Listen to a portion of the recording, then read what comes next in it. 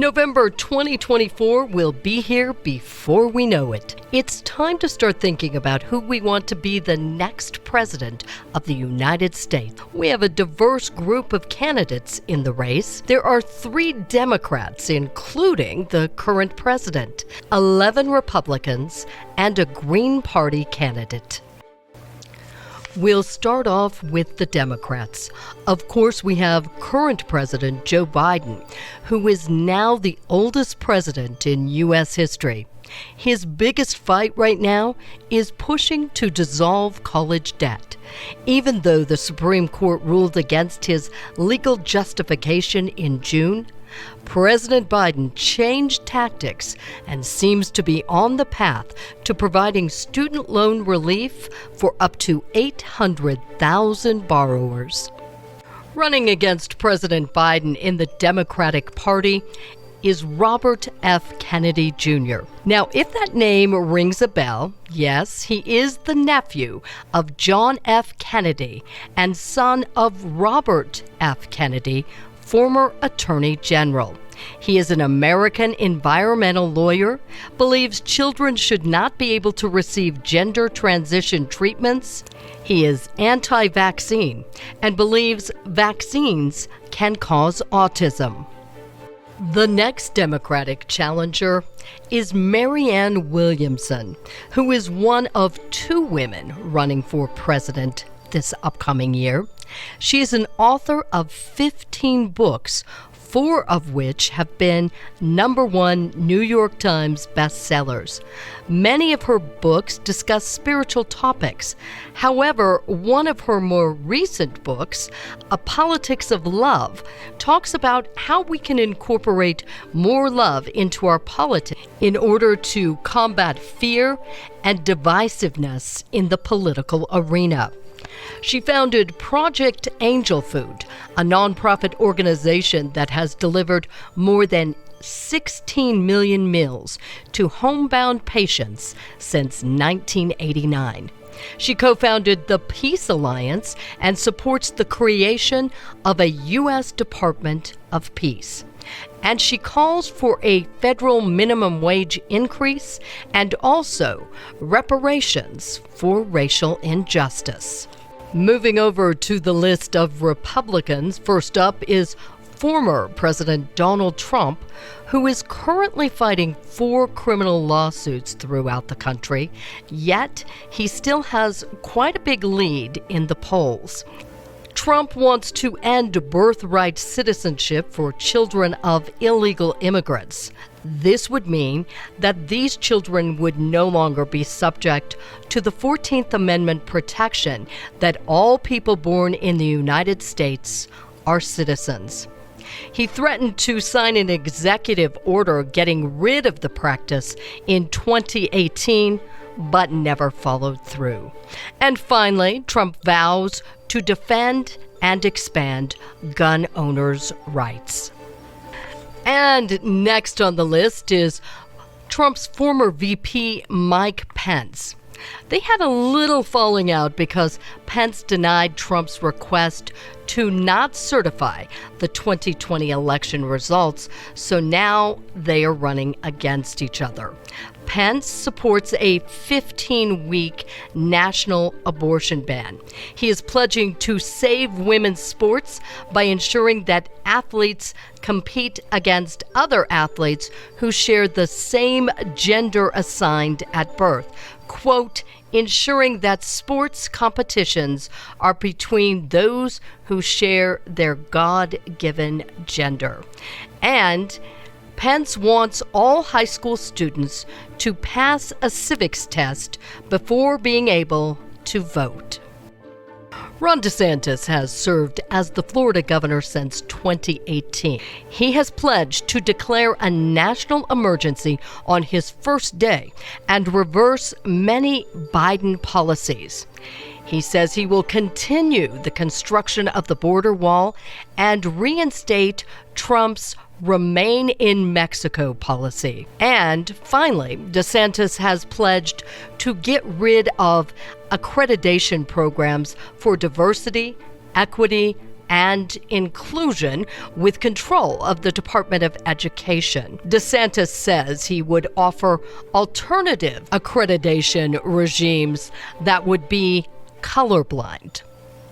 Nikki Haley is our only woman running for the Republican presidential nomination. She was governor of South Carolina from 2011 to 2017, was the U.S. ambassador to the United States under the Trump administration, has called for competency tests for politicians over 75. She's in favor of the notion that abortion restrictions should be decided on a state level. And she's proposing changes to entitlement programs such as Social Security for younger generations, those who haven't received these benefits yet. But Haley promised not to touch the benefits of older people who retired with certain guarantees of a financial future. Tim Scott is currently the senator for South Carolina. He was nominated by then South Carolina Governor Nikki Haley back in 2013. He has become a prominent voice in the Republican Party on issues of race. He has pushed the party on some policing overhaul measures since the killing of George Floyd, and he has occasionally criticized Trump's response to racial tension. And finally, he enters the 2024 race with more cash on hand than any other presidential candidate in U.S. history. He has $22 million left in his campaign account from his 2022 re-election campaign. Doug Burgum is currently the governor of North Dakota, having served since 2016. While many members of the Republican Party are focused on culture war issues such as abortion and LGBTQ rights, Burgum wants to try a different approach. He wants to get rid of the culture wars and get the party back on a business-friendly economic message of low taxes, less regulations, and can-do entrepreneurship. Chris Christie was the governor of New Jersey from 2010 to 2018. He seems to be directly competing against Trump, who he supported in 2016, but cut ties with back in January. This friendship turned rivalry has led to bitter arguments between Christie and Trump as the election season has ramped up. Christie does not support a federal ban on abortion. Instead, he argues that the issue should be addressed at the state level. And he is in favor of gun control and attributes mass shootings to issues with mental health.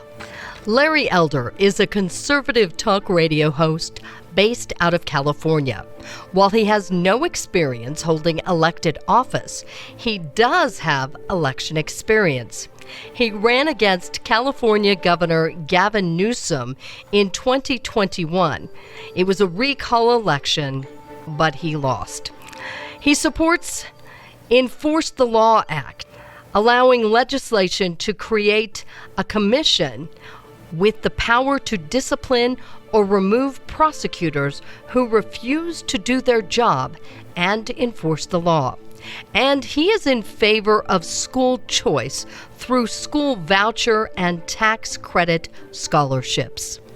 Will Hurd was a Texas representative from 2015 to 2021. He wants to increase access to health care while decreasing its cost. He suggests we need a national cyber strategy to defend our systems from state and non-state actors. And finally, he says that he promotes a foreign policy that inspires fear in our enemies and causes our friends to love us. Asa Hutchinson was Arkansas governor from 2015 to 2023. He does not support a federal ban on abortion. Instead, he argues that those policies should be decided at the state level. And he is a supporter of aid to Ukraine. Vivek Ramaswamy is our youngest candidate. He is the founder and CEO of Roivant Sciences, a healthcare company focused on applying technology to drug development. He is the New York Times best-selling author of Woke Inc., Inside Corporate America's Social Justice Scam. He wants to raise the voting age to 25, with exceptions for those enrolled in the military, first responders, and those who can pass the same civics test given to immigrants seeking American citizenship. He calls for a merit-based system of immigration and supports scrapping lottery-based immigration, such as the diversity immigrant visa. And finally, he is dismantling climate change, putting an 8-year limit on federal bureaucrats, eliminating, quote, worthless federal agencies, becoming totally independent of China, protecting political expression as a civil right, and combating and, quote, annihilating drug cartels. Our last candidate is from the Green Party, which views issues through an environmental lens. They are generally seen as left-wing, with platforms focusing on environmentalism, nonviolence, social justice, participatory and grassroots democracy, anti-war, anti-racism, libertarian socialism, and eco-socialism. Cornel West is a professor of philosophy and Christian practice at Union Theological Seminary. Dr. West teaches on the works of Dietrich Bonhoeffer, as well as courses in philosophy of religion and African American critical thought. Dr. West has produced 3 music albums entitled On Sketches of My Culture, Street Knowledge, and Never Forget. These albums were done in collaboration with artists such as Prince, Andre 3000, Jill Scott, and many others. And finally, he wants to end poverty and mass incarceration, push for guaranteed housing, health care, education, and living wages. And that is a wrap of our presidential primary candidates. Hope this gives you a little more insight and perspective about the people who have thrown their hat in the ring. But this is just a summary. There is more to come and more information. Do your duty to become more educated and get ready to vote in November 2024.